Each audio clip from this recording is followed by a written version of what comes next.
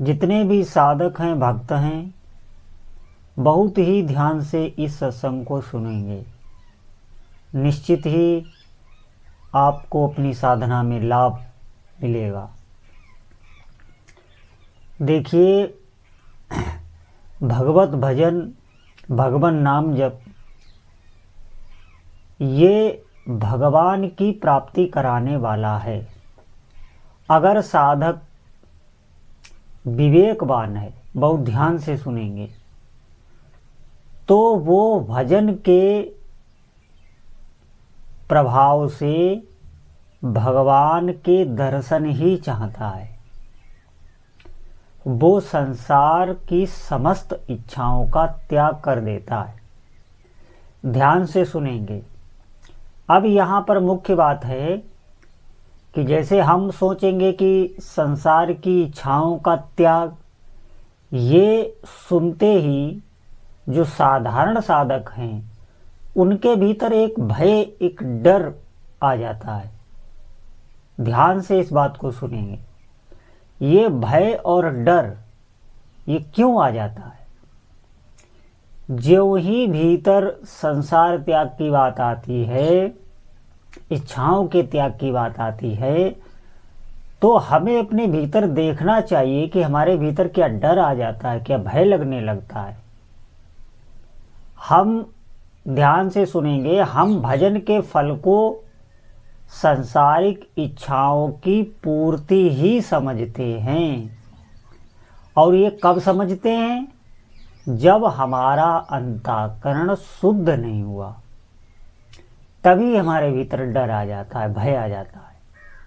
आप ध्यान से सुनेंगे। हमारा अंतःकरण अपवित्र है।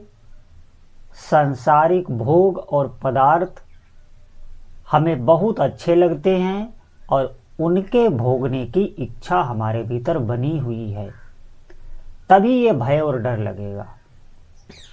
जब नाम जब से अंतःकरण पवित्र हो जाता है, तो केवल और केवल अपने इष्ट देव की दर्शन की लालसा बढ़ती है। ध्यान से आप सुनेंगे। एक विरह साधक के भीतर आ जाता है और उस विरह में वो रोता है। एकांत में, अकेले में वो रोता है, वो बिलखता है। उसके भीतर एक छटपटाहट रहती है हमेशा। उसे कुछ भी अच्छा नहीं लगता।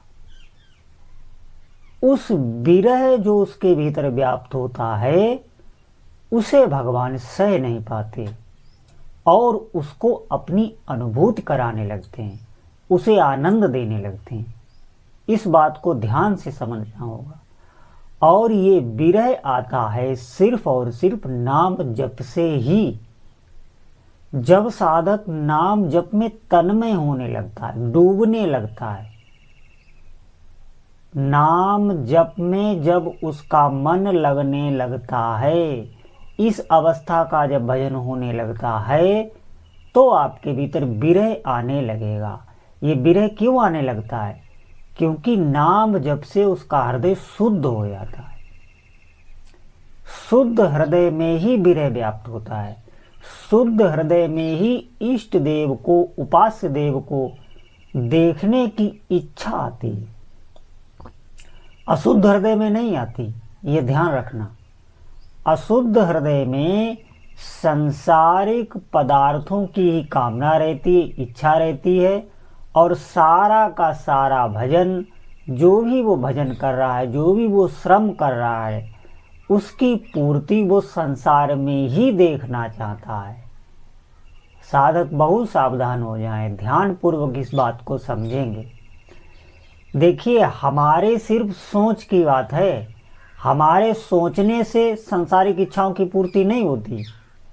अगर हमारे भीतर ये इच्छा दृढ़ हो जाए कि हमें सिर्फ और सिर्फ भगवान की दर्शन की लालसा अपने भीतर प्रकट करनी है, हमें अपने भीतर भगवान के विरह व्याप्त हो जाए, ऐसा हमारे भीतर भक्ति आ जाए, अगर ये इच्छा साधक करता है और फिर भजन करता है, तो आप ध्यान दें, जिसके हृदय में सिर्फ और सिर्फ इष्ट देव को देखने की, इष्ट देव के दर्शन की लालसा है, संसारिक ऐसी कोई भी इच्छा नहीं है जो उसके आगे पीछे ना घूमे।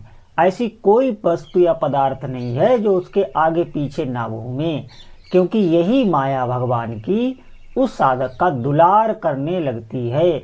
जैसे माँ अपने पुत्र से प्यार करती है, समस्त वस्तुएं अपने पुत्र को ही देती है, वैसे ही ये माया साधक का प्रेम करने लगती है।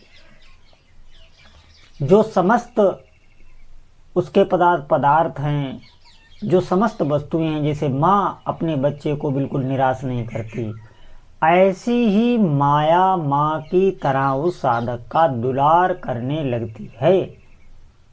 बात यह है कि हमारे भीतर इच्छा हो कि हमें सिर्फ और सिर्फ अपने इष्ट देव को प्राप्त करना है। हमारे जीवन का लक्ष्य ही है भगवान का भजन। या इस प्रकार भी सोच सकता है कि भजन में हमें प्रीति हो जाए, भजन में हमारा मन लग जाए।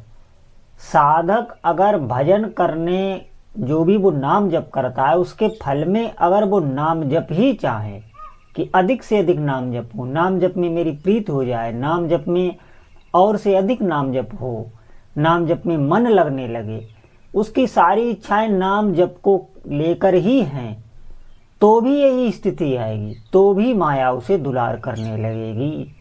समस्त ऐश्वर्य भगवान का उसे प्राप्त हो जाता है। लेकिन बात यह है कि हमारी सोच उल्टी होती है।